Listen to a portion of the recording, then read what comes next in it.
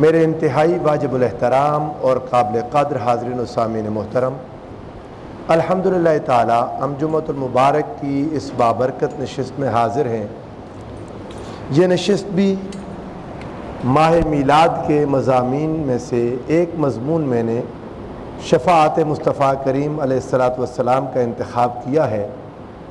آقا دو جہاں صلی اللہ علیہ وآلہ وسلم کے شفاعت کے عقیدہ کے بیان میں مختصر وضاحت کے ساتھ ممکن ہے ایک یا دو نشستوں میں ہم اپنے اس مضمون کو مکمل کر لیں۔ بہت عرصے سے میں چاہتا تھا اس مضمون کو اپنے فیتھ انسائٹ کے لیے ایٹ لیسٹ میں ریکارڈ کروا دوں۔ وہاں کافی مضامین ہیں لیکن یہ مضمون میں بس کسی بھی وجہ سے ریکارڈ نہیں کروا پایا۔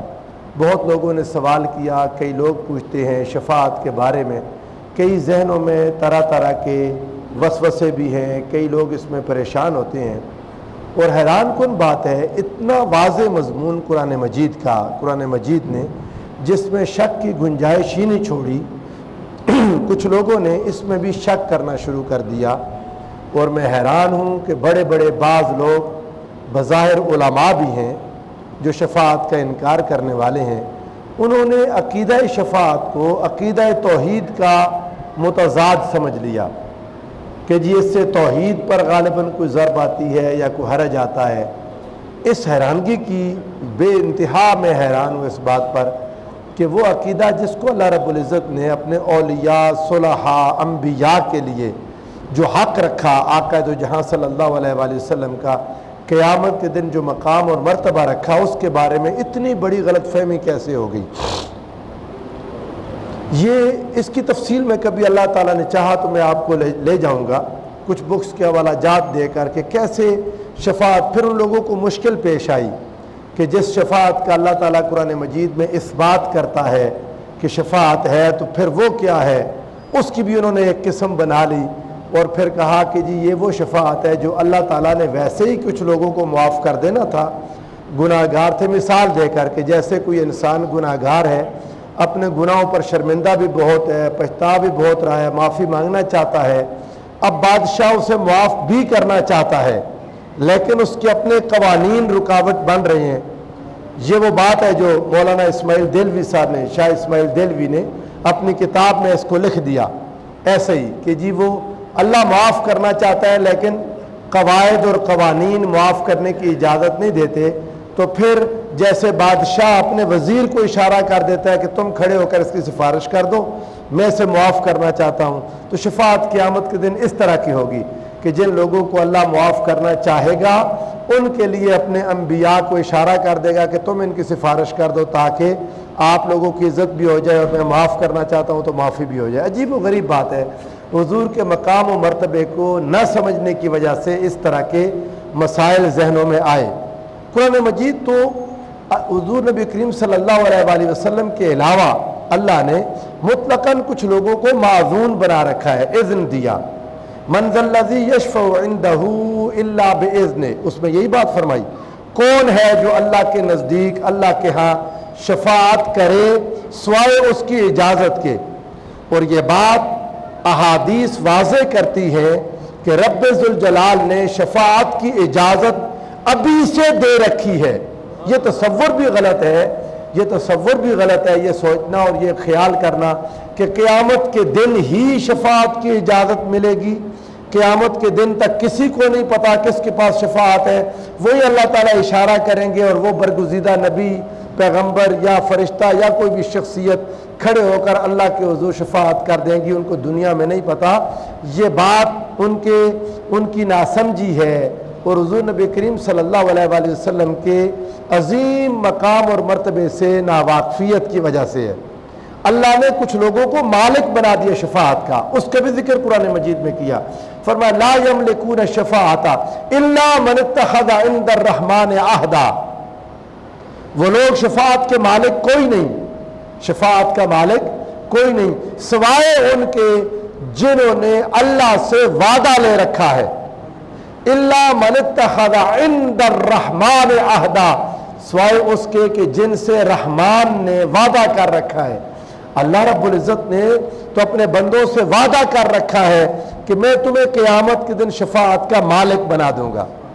اور بلکہ ان کو شفاعت کا مالک بنا دیا۔ آیا مبارکہ تو یہ بتا رہی ہے کہ وہ شفاعت کے مالک نہیں ہوں گے، لیکن جن لوگوں سے اللہ نے وعدہ کر رکھا ہے وہ مالک ہیں۔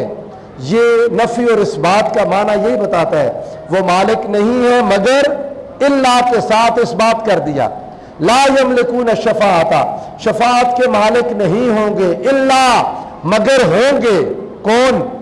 من اتخذ عند الرحمن عہدا، جن سے اللہ نے، رحمان نے جن سے وعدہ لے رکھا ہے، جن سے اللہ نے وعدہ کر رکھا ہے۔ یہ ایسے ہی جیسے اب کلمہ طیبہ میں یا کلمہ شہادت میں پڑھتے ہیں، لا الہ الا اللہ، کوئی الہ نہیں مگر ہے کون؟ جس کا نام آگے آئے گا اللہ۔ تو اس طرح لا اور الا یہ نفی اور اس بات کے ساتھ معنی زیادہ مضبوطی کے ساتھ سمجھ آتا ہے۔ تو اللہ رب العزت نے تو یہاں تک فرما دیا کہ کچھ ہستیوں کو ہم نے شفاعت کا مالک بنا رکھا ہے، کچھ ہستیوں کو ہم نے شفاعت کا بولیے مالک بنا رکھا ہے۔ اور حضور صلی اللہ علیہ وسلم ان شفاعت کرنے والوں کی خبر دینے والے، میرے آقا نے خبریں نہیں دیں، آگے کچھ احادیث حوالہ جات کے ساتھ اگلی یا اس سے اگلی نشست میں رکھ دوں گا۔ حفاظ کے لیے آقا نے خبر دے دی، وہ اپنے خاندان کے اتنے افراد کے بارے میں شفاعت کریں گے جن کے لیے جہنم واجب ہو چکی ہوگی۔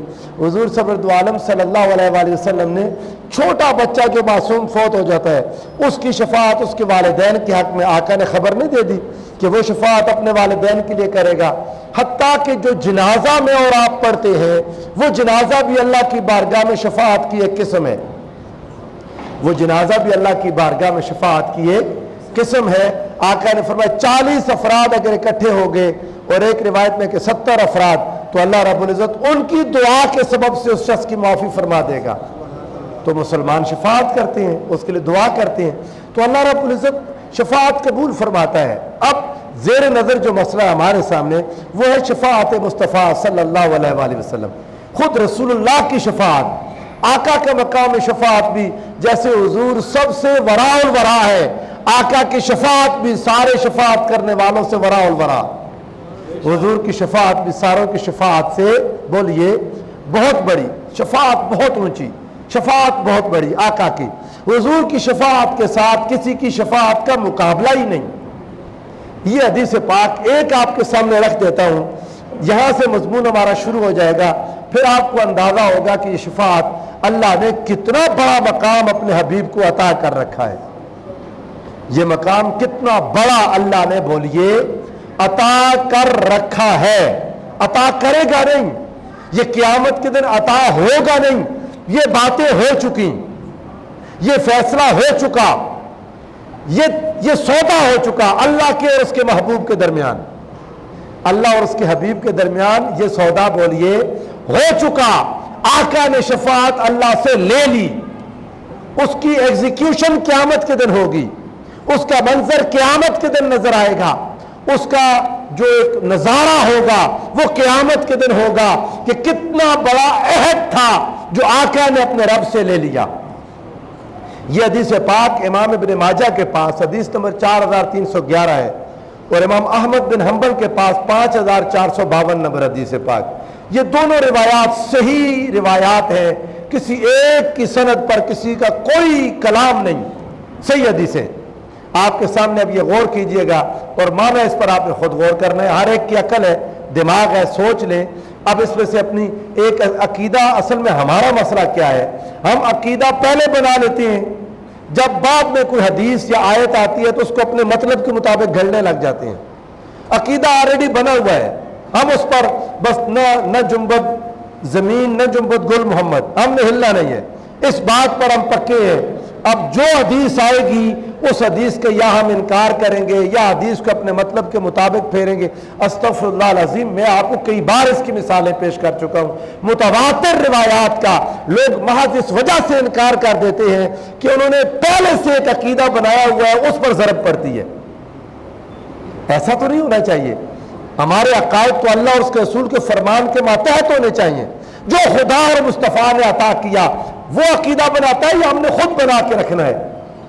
اور اکثریت کے پاس تو عقیدہ بھی نہیں ہے، بس پتہ نہیں ڈھکوسلے ہیں، اور ان ڈھکوسلوں کو بچانے کے لیے رسول اللہ کے فرامین کا انکار کر دیتے ہیں۔ میں نے کئی بار آپ کو کوئی سنائی ہوگی، باتیں چلتے چلتے سنی سنائی باتیں عجیب و غریب بن گئی لوگوں کے پاس۔ وہ ایک لطیفہ ہی ہے، کسی نے، کوئی بزرگ تھے تو کھانا کھاتے ہوئے اپنے پاس ایک بڑا ڈنڈا رکھتے تھے، بہت بڑا ڈنڈا تھا ان کے پاس۔ تو کسی نے، مرید نے ان سے پوچھا، حضور یہ ہر وقت جب آپ کھانا کھاتے ہیں تو اپنے پاس ڈنڈا کیوں رکھتے ہیں؟ انہوں نے کہا مجھے نہیں پتا، میرے بڑے جو آباء و اجداد سے یہ طریقہ چلا آ رہا ہے ہمارے خاندان میں، میرے باپ، پھر ان کے باپ، ان کے باپ، صدیوں پہلے سے یہ ہماری نسلوں میں چلتا آ رہا ہے کہ کھانا کھاتے وقت اپنے پاس رکھتے تھے۔ تو وہ بندہ کوئی زیادہ تحقیق کا شوقین تھا، وہ پیچھے پڑ گیا۔ اس نے کہا دیکھو تو صحیح، جب تحقیق کی، لوگوں سے ملا، پرانے بزرگوں سے ملا، تو پتہ چلا کہ ان کے پاس جو ڈنڈا ہے ان کے والد صاحب کے پاس تھوڑا سا چھوٹا تھا، دادا جی کے پاس اور چھوٹا تھا، ان کے بڑوں کے پاس اور چھوٹا، اور جن بزرگ سے شروع ہوا تھا وہ دانتوں میں خلال کے لیے چھوٹی سی تیلی رکھتے تھے، وہ اپنے دانتوں میں خلال کے لیے تیلی رکھتے تھے، وہ بڑھتے بڑھتے ڈنڈا بن گئی۔ یہ ہمارے عقیدوں کا حال۔ ایسے ہی ہماری چیزوں کو لوگوں نے بڑھا بڑھا کے علم کے بغیر کام کرے تو یہ حالات ہو جاتے ہیں کہ جی ہم نے اپنے بڑوں سے سنا ہوا ہے، ہمارے بڑوں سے، بزرگوں سے یہ بات چلتی آ رہی ہے۔ تو یہ حدیث پاک اب سنیے گا اور سارے تصور کہ اس کے انکار کی گنجائش کہاں ہے۔ آقا علیہ الصلوۃ والسلام نے ارشاد فرمایا، یہ حدیث کا حوالہ دے چکا ہوں، میرے آقا نے فرمایا خیرت بین الشفاعۃ و بین ان یدخل الجنہ، مجھے اختیار دیا گیا دو چیزوں کے درمیان، ایک شفاعت، ایک بولیے، وَبَيْنَ أَن يَدْخُلَ نِصْفَ أُمَّتِيَ الْجَنَّةِ، ایک یہ کہ میری آدھی امت جنت میں داخل ہو جائے، اور دوسرا یہ کہ شفاعت،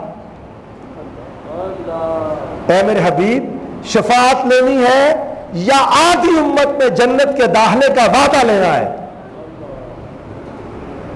دیکھیں اللہ رب العزت تیار تھا، اللہ نے اپنے حبیب سے پوچھا میرے مصطفیٰ آپ بتائیں، دو چیزیں ہیں، ایک آدھی امت کو جنت میں داخل کرتا ہوں، آدھی امت کو جنت میں داخل کرتا ہوں، اور دوسرا یہ کہ شفاعت۔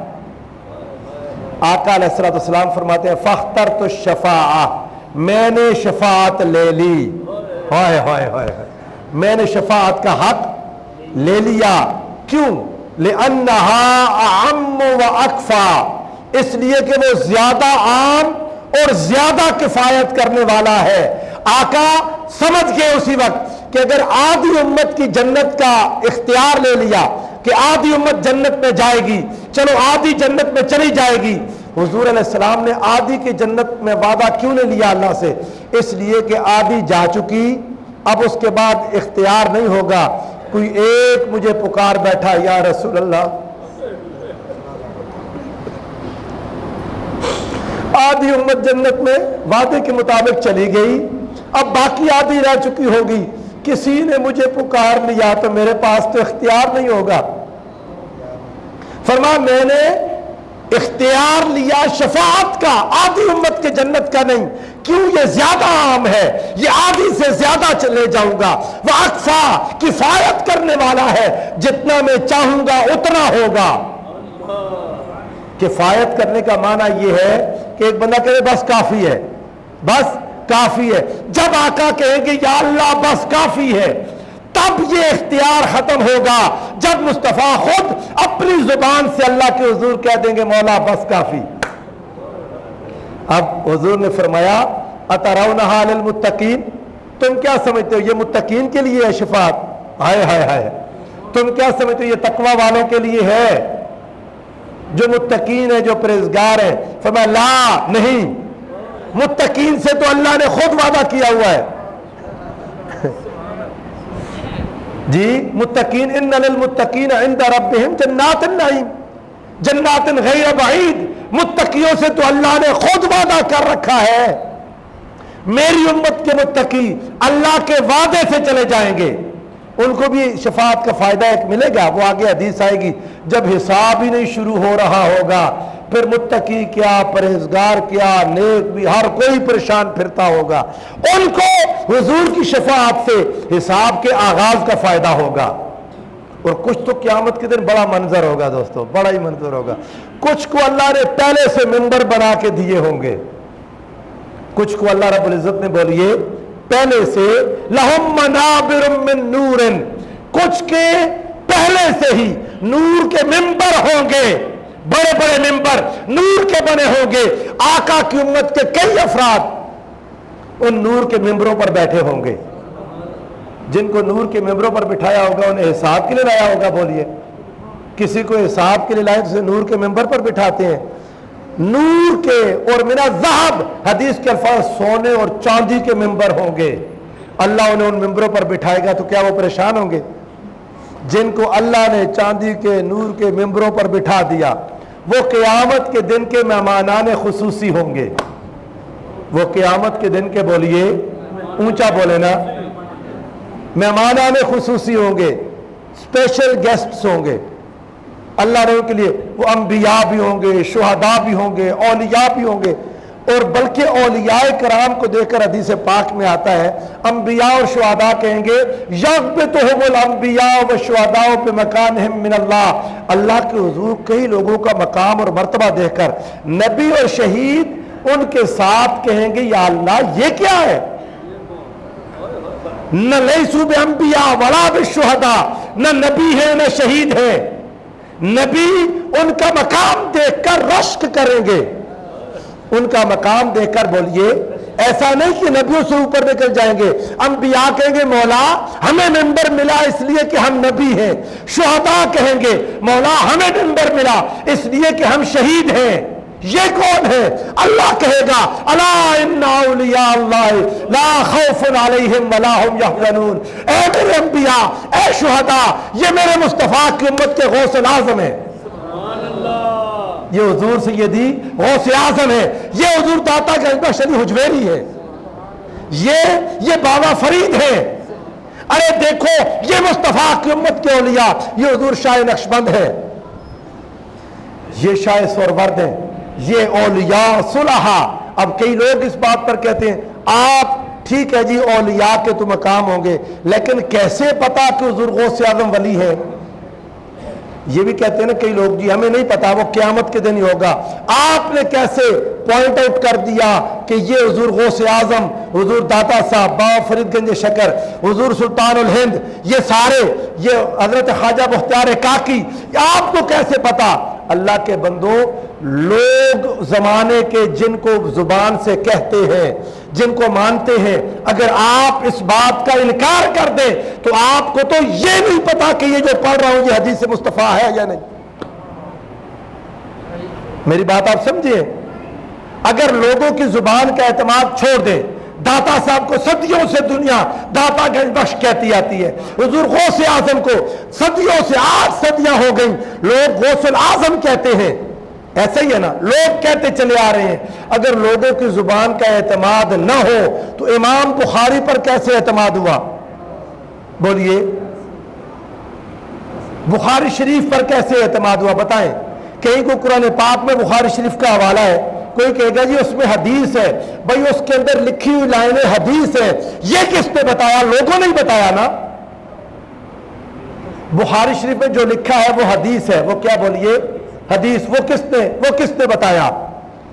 امام بخاری نے. امام بخاری کو کس نے بتایا؟ ان کے استاذ نے. ان کے استاذ نے. ان کا استاذ سچا تھا یا جھوٹا تھا یہ کس نے بتایا؟ علاقے کے لوگوں نے. بولیں لوگوں نے. تو اگر لوگوں کی بات کا اعتماد ختم کر دیں، غوث اعظم سے، حضور داتا گنج بخش علی حجویری سے، آپ اگر یہ لوگوں کی زبان کا اعتبار چھوڑ دیں پھر تو کسی محدث اور کسی حدیث پر اعتماد نہیں رہے گا. رجال ہی ہے نا قاری صاحب قبلہ، رجال ہیں جو بات کرتے ہیں، پھر لوگ ہیں جو رجال کی تصدیق کرتے ہیں. پھر لوگوں نے جو بات کہی تو لوگوں کی اکثریت اکٹھی ہو گئی تو مان لیا. تو اللہ رب العزت نے ان اولیاء صلحاء کے لیے ممبر رکھے ہوں گے. لہم منابر من نور، ایک حدیث میں من فضۃ و ذہب، چاندی کے سونے کے ممبر ہوں گے. وہ مہمانان خصوصی ہوں گے. وہ بولیے مہمانان. تو پھر حضور علیہ السلام کیا ہوں گے جی؟ آقا کیا ہوں گے؟ مہمانان خصوصی اتنے زیادہ ہوں گے تو خود مصطفیٰ کیا ہوں گے؟ آقا دو جہاں صدر محفل ہوں گے. हुजूर महफिल के बोलिए सदर होंगे, सदर महफिल होंगे, मेरे आका सबसे बड़ी कुर्सी मुस्तफा की होगी। और अब बात सुने, वक्त कम है, वक्त कम है, वक्त कम है, तवज्जो फरमाइएगा।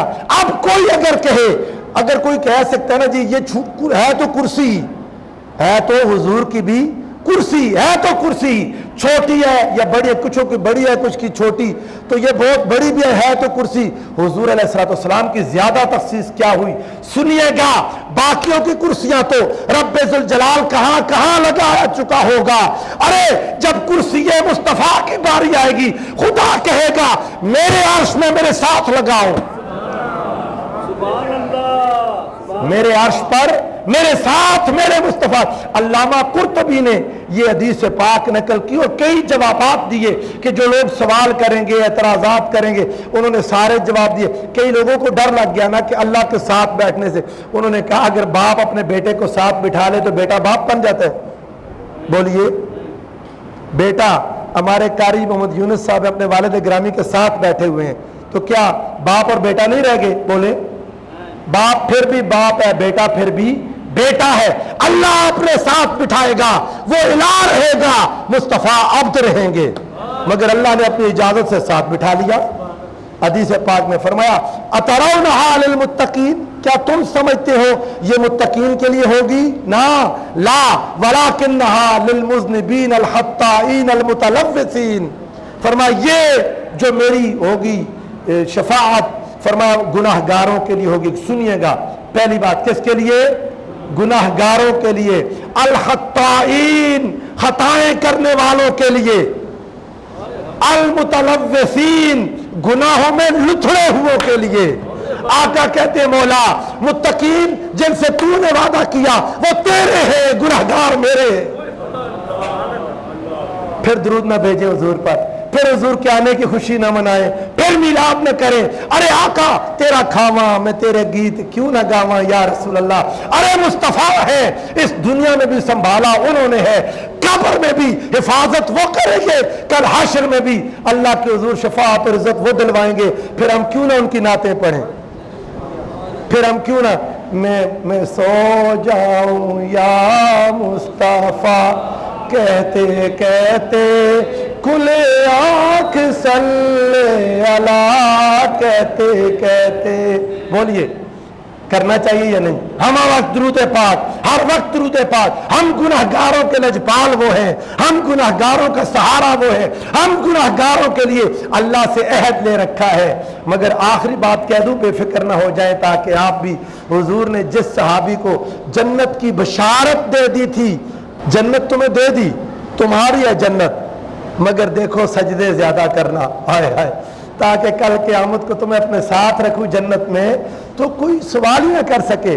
सजदों की कसरत वाला, लोगों हुजूर पर दरूद की कसरत कर दें, आका अलैहिस्सलाम की सुन्नतों पर पाबंदी कर लें, नमाजें पाबंदी से पढ़ें। गुनाह हमारे हमसे होते हैं, हम गुनाहगार हैं, हम खताकार हैं, हमसे गलतियां हो जाती हैं, मगर हुजूर को न भूलना, आका को न भूलना, मुस्तफ़ा को दिन रात याद रखना, हुजूर का तज़किरा सुबह शाम करना, आका की याद में दिन रात रोते रहना, हुजूर की बारगाह में हाजिरी की तमन्ना रखना, मेरे मुस्तफ़ा की आल औलाद के गुलाम रहना, हुजूर के असहाब औलिया का अदब करते रहना। इंशाअल्लाह जितने भी गुनाह होंगे मुस्तफ़ा बख्शवाते जाएंगे, हत्ता कि अल्लाह कहेगा मुस्तफ़ा आओ, आप खुद जाके जहन्नम में देखें, जिसके दिल में एक जर्रा बराबर ईमान है उसे भी जन्नत में ले जाएं। इंशाअल्लाह अज़ीज़ हुजूर की शफाअत से हम अल्लाह की बारगाह से बख्शिश मिलेगी। अल्लाह हम सब के हाल पर रहम फरमाए। वमा अलैया इल्लल बलाग।